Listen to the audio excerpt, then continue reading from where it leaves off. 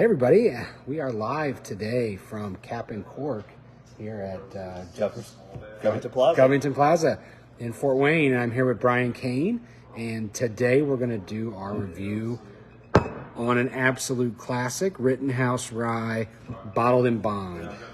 Brian, this is one of your favorites, isn't it? It is. It's one of my favorite everydayers.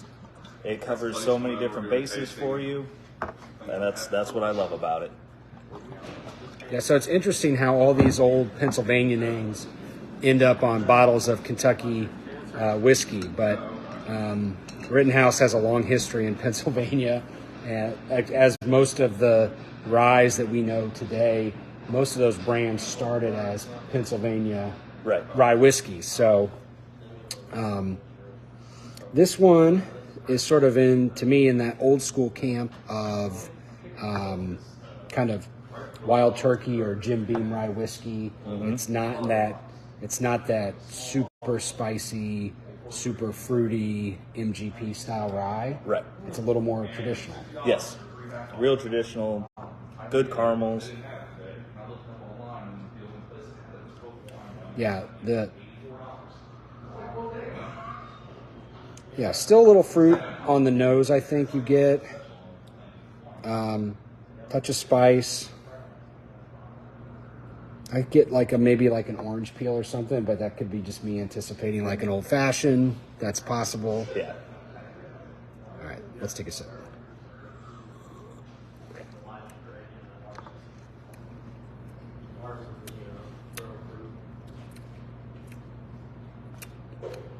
To me, it's fruity up front. It's got a nice dry spice mid palate. It finishes dry. The thing I love the most about anything that's bottled and bond that's 100 proof is 100 proof. Yeah, it's going to have a little bit of bite, but it's still going to be extremely drinkable. Yeah. So always approachable. Yeah. Yeah, great in a cocktail if you're looking to do like an old fashioned that's not over the top. So when it's 100 proof and it dilutes, it's right where you want it to be. Yeah, you're at the perfect cocktail proof at that point. So yeah, it's not because these are not that old. They're 4 years. I don't feel like they're ever overly complex. But they're exactly what they need to be. But they're not one dimensional either. Yeah,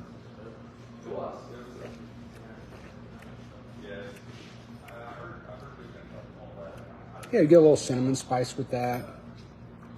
Yeah, you get the baking spice. You get the fruit. You get a little oak. A little bit of oak, yeah, exactly. Yeah. Straightforward, not complicated, eminently sippable, eminently mixable.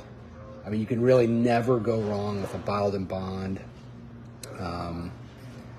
Great category. Yeah, they're great. I mean, that should be. I don't know why people don't just come in and just buy a bottled and bond every week, because it should be your daily. It's daily. It's always available. They're always priced correctly, and they're fantastic whiskeys. So, and I'll just say this: if people have not been to this location, we have a whole section. Tell them a little bit about it. Or actually, we can just walk over there. So tell them where we are. So we're on West Jefferson in Covington Plaza, Fort Wayne, and we're kind of your whiskey central for Fort Wayne. Whiskey, champagne. Almost any fine wine, almost any category. And then we have a whole section just dedicated to bottle and bond. There you go. Different brands. Some are a little older than others, but yeah. I mean, if you look here, you see that Heaven Hill really spearheaded this bottle and bond movement, but other brands have gotten involved as well. So Old Tub, that's Jim Beam.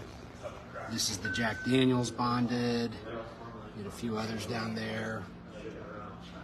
The Rossville Union. OGD, Old Granddad. That's one of my favorite go-tos.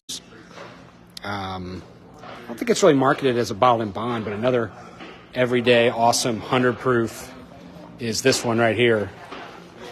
Old Forester Signature. That's one of my favorites. And 1897. And that one. So yeah, you really can't go wrong with a bottled and bond. and you really can't go wrong by stopping at any Cap and Cork in Fort Wayne. But Covington Plaza is one of the best liquor stores in the state of Indiana, so definitely worth seeing Brian, checking out the beard, and heading over here. All right, cheers.